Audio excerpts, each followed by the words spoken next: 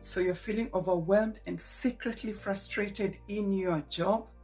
I'm going to share with you 7 clear signs that you've outgrown that position and it's time for you to move on to the next level. Hi, my name is Nancy and welcome to my channel. If this is your very first time stopping by, kindly consider subscribing and pressing the bell and you will be notified every time I post a video on matters leadership, professional growth, and career advancement.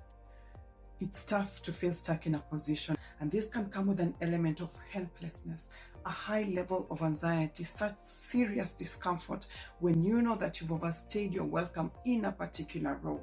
Whether you're feeling stuck in a rut or sensing that you are ready for something more, your body is going to give you the signals. It has a way of communicating with you, even when your eyes are not ready to see it. Just notice when your body is out of balance, the muscle aches, the headaches, the changes in appetite, your sleep patterns. All these are signals that there is something deeper going on.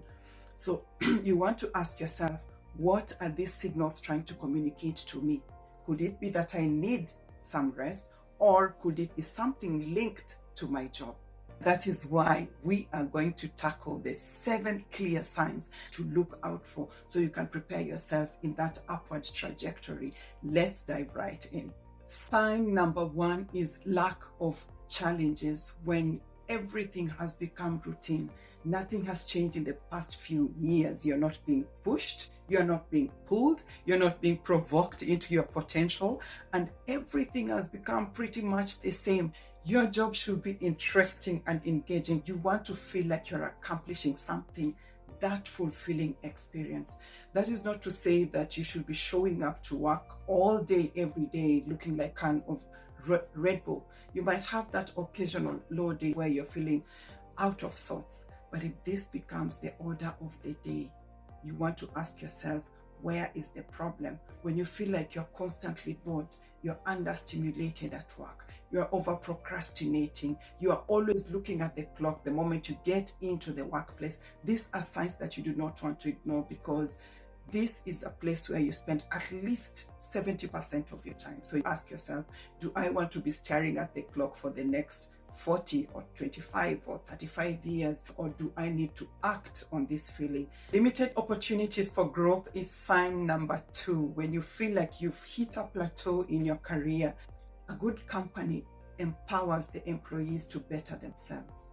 So if you're not seeing any clear paths for career advancement, for professional development, there's a big possibility that you've hit your ceiling.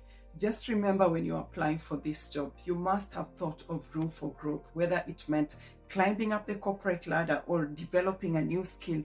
We are all meant to evolve progressively. You do not want to feel stagnant, because the moment you stop moving, you're going to start stagnating. Are there people who can mentor you to develop your skills? Is that organization big enough, or is it too small that you do not see a position that exists that you can move into? If none of this exists, it means that you have outgrown your place and that organization has become too small for the skills that you have developed. So it is time to move in a different direction.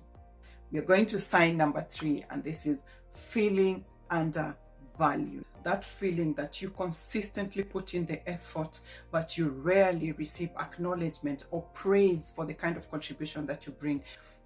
Just think of the last time where you stepped in a moment of crisis and saved the organization from losing clients just by speaking to them in a language that they preferred to be spoken to. Think of the times when you have stepped in to help colleagues where other people could not talk, but you came in and spoke to them in a way that they were able to do the work, and you encouraged teamwork. Think of the times when you have brought in clients. Maybe you've brought in 10, 15 clients while everybody else was bringing in 1 or 2. You deserve to be recognized and acknowledged and appreciated for the effort that you're bringing into the organization. When was the last time that you were promoted despite your qualifications? Are you being constantly micromanaged? How often are you included in important meetings, discussions, social events within the organization? Meetings where important discussions about the evolution of the company are held. And how about the feedback that you receive from your superiors at work? Is it good quality? Is it high quality, or is it low quality? The kind that cannot help you gauge whether you need to improve or areas that need improvement. Are you feeling overworked? Are you feeling underpaid? When you look at your pay slip and your workload, do they tally? If you look at the above, this can lead to a decrease in your morale, where you start experiencing that persistent sense of frustration, demotivation, dissatisfaction with your job. And the one thing now you want to focus on is the turnover rates within the organization. How often are people hired? How often are people fired? Are people hired because the organization is expanding and they need people to fill up spots? Or is it because so many people have left and those spots also need to be filled? A high turnover rate could mean that the organization struggles to keep valuable employees due to these feelings of being undervalued. They feel like they're not appreciated, so they prefer to be in a place where they can bring their resourcefulness and actually put it to use and have someone acknowledge the fact they are an asset.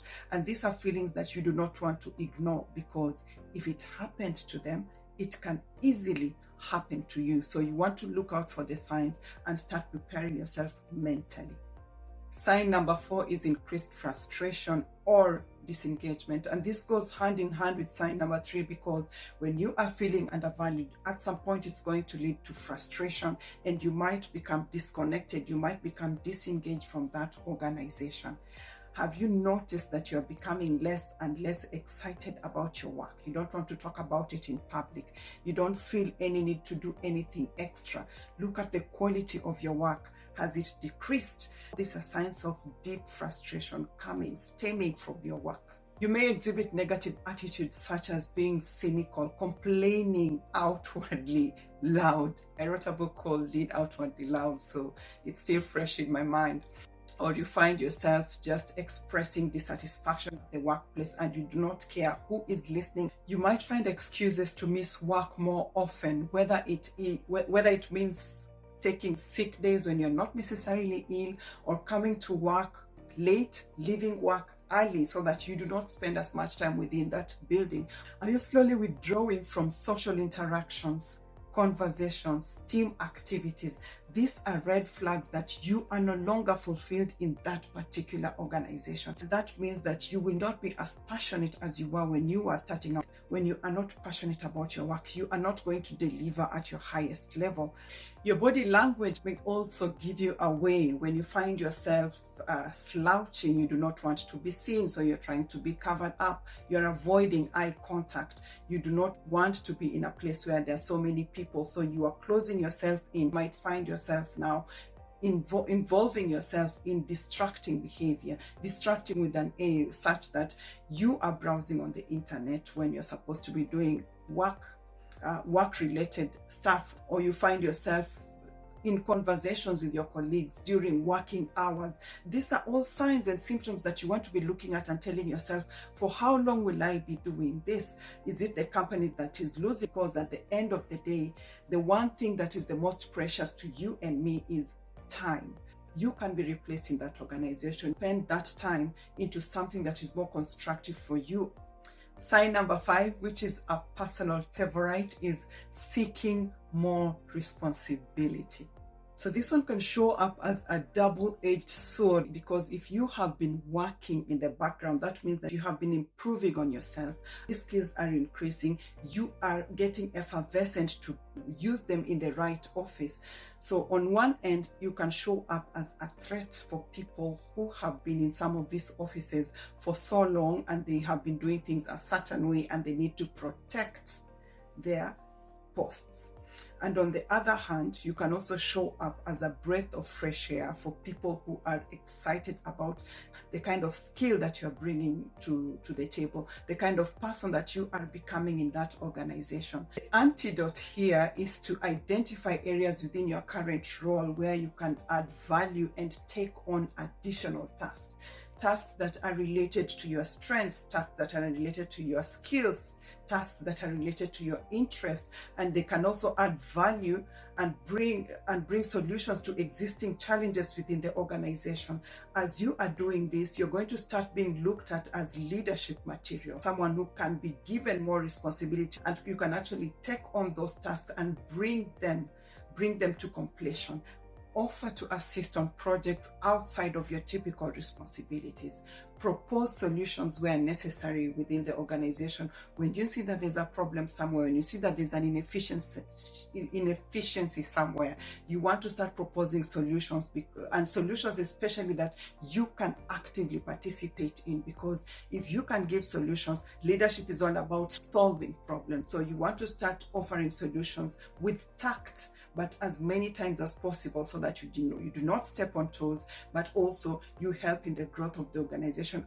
And then as this is happening, start looking on personal development. You want to develop your own skills, and this is where you start attending trainings and workshops, taking up certifications, going for extra trainings outside, so that you can keep on adding to yourself, developing your own skills in the background that you are going to use on the forefront. And then you want to get into networking overdrive, where you build quality connections with individuals across different departments, different organizations where you can be able to uncover new opportunities for your growth, new opportunities for your skills, places where you can envision and see yourself, okay, is this place for me? Is this a place where I can work in? Who can advise me on how to prepare myself to be part of this team, and see if your skills that you have worked, the skills that you've worked on up until now, can they take you to that place that you are seeing yourself? But this can only happen if you get into that networking situation. It takes people to build people. It also takes people to bring people down. Make quality relationships. Operative word here is quality. And then start tracking your progress, the accomplishments that you have until now, the new roles that you have taken on, the additional skills that you have acquired up until now. This is the kind of information that is going to prove valuable when you're discussing progress with your superior. It is also the kind of information that is going to be very, very helpful when you are looking for another position outside of your organization. You have proof that you have worked, you have proof of initiative, and that shows that you have been working towards getting to where you want to be. Results speak louder than your word of mouth. This brings us to sign number 6, comparing yourself to others, comparing yourself to your peers. Everybody's journey is different and unique. So when you start feeling like you are constantly falling behind, you might want to ask yourself, am I in the right place? Why am I feeling this way? Are you consumed with feelings of jealousy and envy when they are receiving recognition, promotions, when they are getting opportunities that you believe that you should be getting? How often do you seek validation from others to affirm your worth and abilities? Do you engage in negative self-talk when it comes to comparing yourself to other people's notion of success, other people's notion of growth? Or maybe you approach interactions with your colleagues in a very competitive manner, viewing their success as a threat to your own success instead of opportunities for mutual growth and collaboration. When was the last time you genuinely celebrated others? These are elements that can erode your self-esteem over time, and then you start having feelings of worthlessness. When you start having these feelings, it's going to stand as a mind block. It's going to stop you from moving into your potential because you don't believe in what you have on the inside. So what you want to do is to start fighting the imposter syndrome from the onset. So last but not least, sign number 7, alignment with your long-term goals. If your current role does not align with what you want to be doing in future, it might be time for you to reassess what you're doing and start exploring new opportunities. As you grow and evolve professionally, your ambitions, your priorities may change, and it is important you ensure that whatever it is that you are doing now leads to what you will be doing later. So there you have it, guys, the 7 signs that you have outgrown that position and are ready to level up in your career. If you're getting value from this video, kindly leave me a comment. Let me know of these 7 signs, which one has touched you personally and which one would you like to work on at a deeper level. These are life-defining moments, and the earlier you get to understand what it is that you could be struggling with, the easier it is for you to move on to the next level. So moving forward, I'd love to propose that you look at these 5 C's, the C's that are going to help you move in the right direction. C number 1 is clarity. You want to be clear on where you are, where you want to go, and you want to know how to bridge that gap so that you can get to that place as fast as possible. Look inwards. Ask yourself, what are my strengths? What are my weaknesses? What am I struggling with? What is it about my current organization that I'm not excited about? Situations like the work environment, the work culture, the people that you work with. What is it that is discouraging you from staying in that particular organization? The moment you are clear on where you want to go, everything else becomes easier. Then C number 2 is communication. You want to get comfortable communicating what it is that you're feeling on the inside. So you might have to schedule a meeting with your boss or with your supervisor so that you can discuss the best way forward if you see yourself growing within that organization.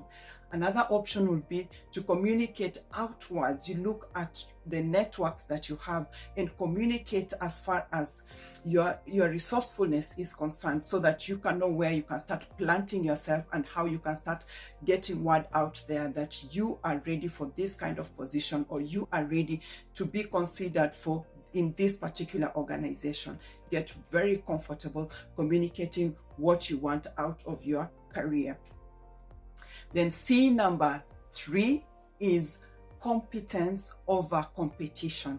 Competence comes from the inside. Competition is coming from the outside. What skills do I have at a personal level? Do I need to up them? Which ones do I need to sharpen? Which ones do I need to increase? Which ones do I need to remove? The skills that you have that are not useful for you and to you right now, and the skills that you badly need for the position that you see yourself taking.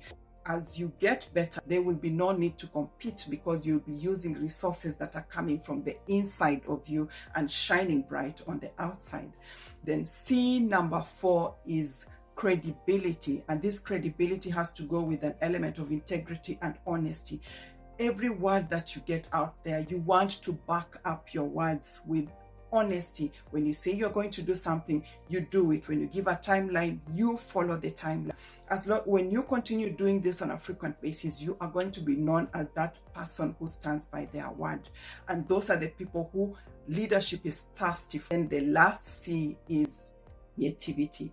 And creativity also goes with your competence. You want to dig deeper. You want to look at how you talk to people, how you address situations, and you look at your strengths, the things that are unique to you. Maybe it's your sense of humor. Maybe it's the way you talk to your colleagues. Maybe it's the way you present yourself. It has a lot to do with who you are on a personal level. So dig into your personality and use that to stand out. And you'll notice that as you are getting comfortable with these 5 C's, you're going to stop being present in organizations and you're going to start having a presence. And when you show up, there's something about you that will be speaking louder than your mouth. That is where you're going to be set apart.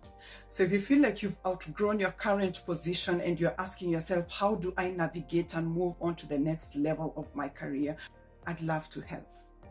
Just book a call with me. The links are below, or send me an email. The link is still in the comments. Let us figure out a way to move you from where you are to where you want to be within the shortest time and the most efficient way possible. I hope you found this video helpful. If you did, give it a thumbs up. Press the subscribe button. Press the bell so that you can receive more tips on how to navigate your career life and have the most fun while at it. See you on the next one.